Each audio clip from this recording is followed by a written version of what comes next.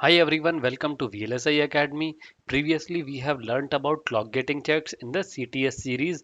We understood about clock gating paths in setup and hold, and today we will continue from there on. We have seen previously that we use clock gates to solve the problem of dynamic power dissipation. We have learnt that how much big is this problem and how can we control by the use of clock gates. In our example here, we used the AND gate. It is an active high gate, so it will let the signal pass through only if we provide high input at the gating pin. Since we provided low, it is gating here.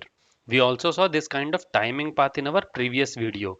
With the help of this waveform, we concluded that the gating signal should not change during active period of the clock, or you can say it should only change when clock is inactive. So let's say this is the window. This is your inactive window when the clock is low. At that time, if your clock changes, that is fine. So if your check is happening at this edge, before this edge, your clock, the other signal should change. So this is your enable waveform, and we saw that this enable waveform can change only during the inactive period of the clock, and that is this window. Now what happens is, since it is changing long before that, so we have enough margin for setup, but our hold was violating. We also saw that. If you closely observe here, our timing path starts from this flip flop ff1, and the sense of this clock is positive, that is rising edge, and then after that it ends at the gating enable pin of this AND gate, and the clock after that downstream is also rising edge triggered. That means sense of the clock at the launch edge and sense of the clock at the capture side, not at the capture side per se, because our gating signal is ending here in this timing path,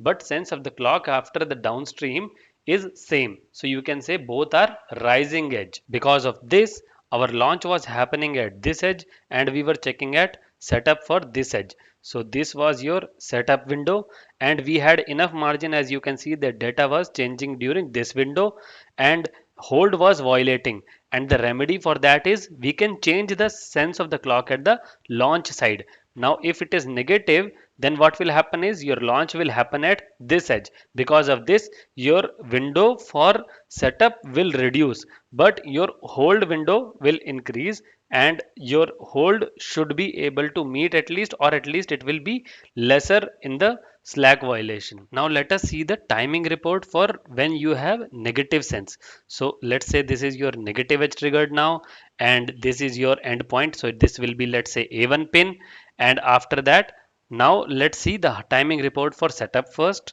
So how does it look like now?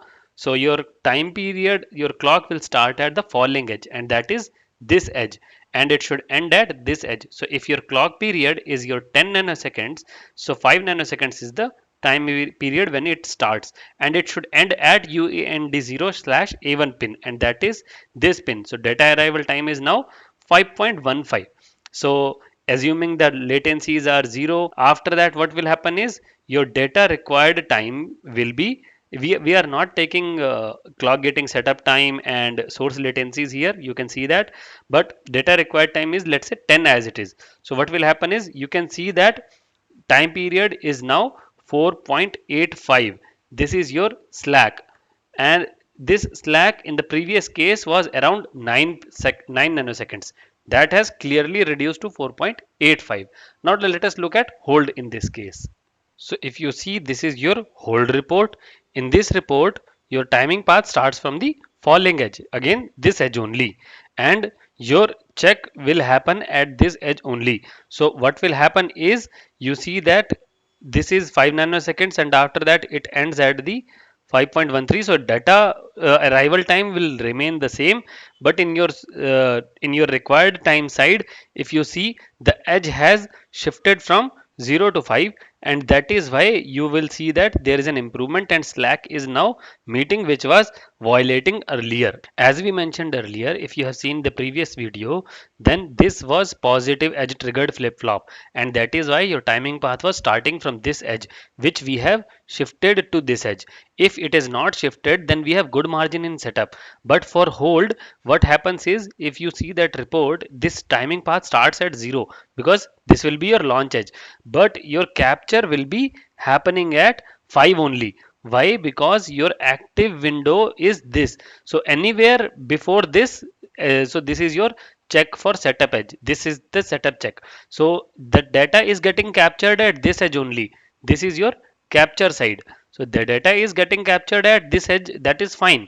But what happens is your data will be absorbed, that data is accepted for hold on this when the clock is inactive. So anywhere before that data is coming, that is fine for setup, but data getting accepted in this window only, and that is why you will check setup at this edge for hold. And that is why inactive period of the clock is this, and that is why your timing path was starting at 5 for required time. But what happened is, because of this your hold requirement was large, and that is why hold was violating. When you changed it to negative, now you shifted this edge from this edge to this edge, and that is why you reduced that hold margin, and that is why now you can see that hold is meeting. We hope whatever we tried explaining made sense to you. If you have any doubts, you can ask in the comment section, or you can mail us also. And that is all for this video, but we will come up with more concepts in further videos. Please do like, share and subscribe to the channel. Thank you.